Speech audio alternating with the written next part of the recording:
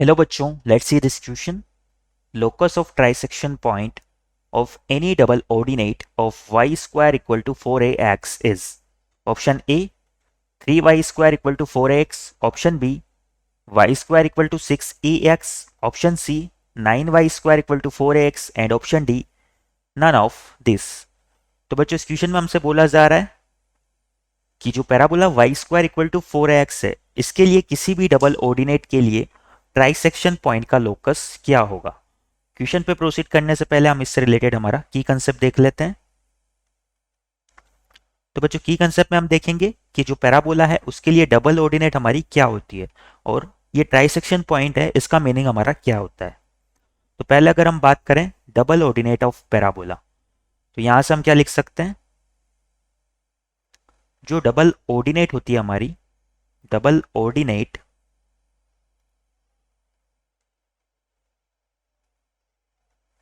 Double ordinate is a chord of parabola. Double ordinate is a chord of parabola which is perpendicular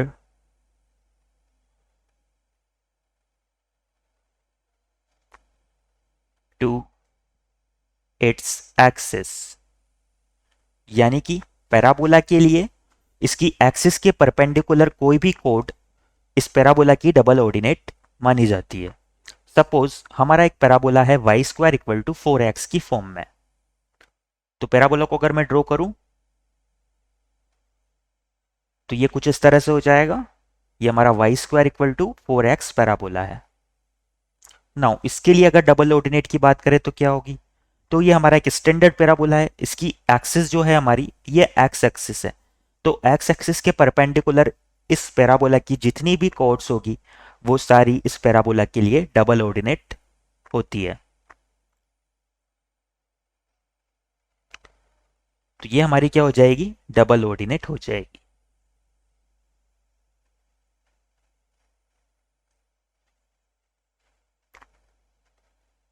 now जो हमारा दूसरा point है concept का, की concept का, वो है ट्राइसेक्शन पॉइंट. तो बच्चों ट्राइसेक्शन पॉइंट हमारा क्या होता है. ट्राइसेक्शन पॉइंट, तो यहां से हम लिख सकते हैं कि सपोज हमारे दो पॉइंट्स है, ये है पॉइंट ए और ये पॉइंट बी. इस पॉइंट ए के कोऑर्डिनेट को मैं मान लेता हूं ये है x1 कोमा y1 और पॉइंट बी के कोऑर्डिनेट को मैं मान लेता हूं ये है x2 कोमा y2. तो बच्चों इनके लिए एक पॉइंट होता है हमारा जिसे हम ट्राइसेक्शन पॉइंट बोलते हैं. सपोज ये हमारा पॉइंट P जो है ये इनका एक ट्राइसेक्शन पॉइंट है.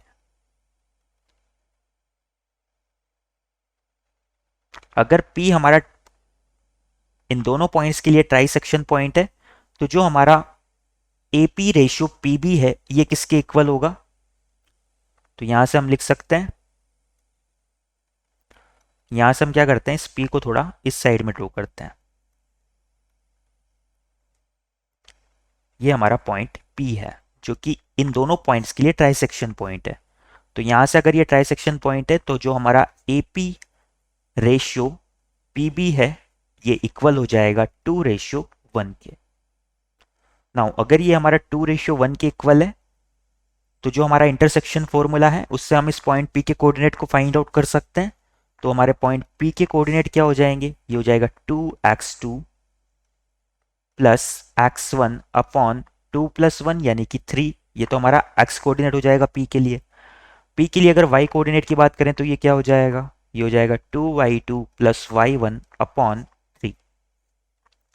तो इस तरह से हम किन्हीं दो पॉइंट्स के लिए उनके ट्राइसेक्शन पॉइंट के कोऑर्डिनेट फाइंड आउट कर सकते हैं. इन दोनों कॉन्सेप्ट को माइंड में रखते हुए हम हमारे क्वेश्चन पे आगे प्रोसीड करते हैं.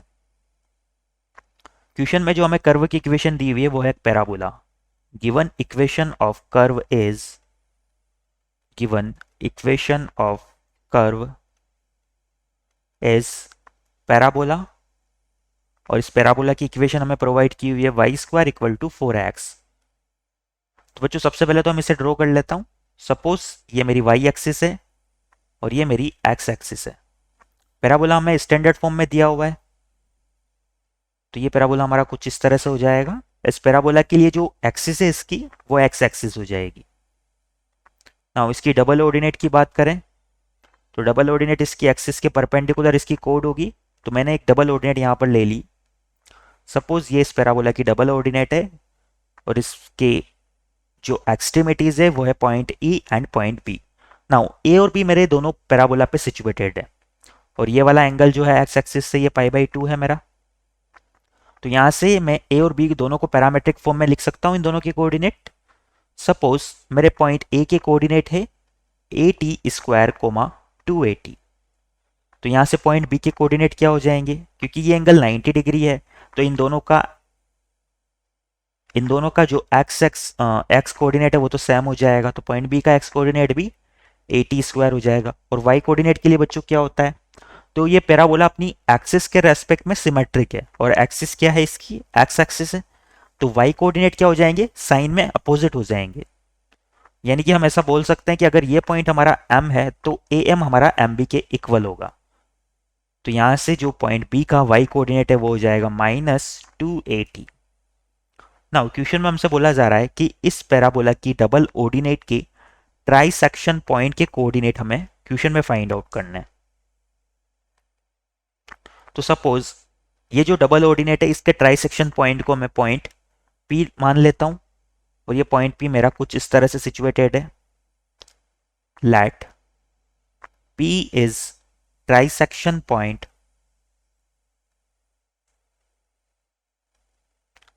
Of double ordinate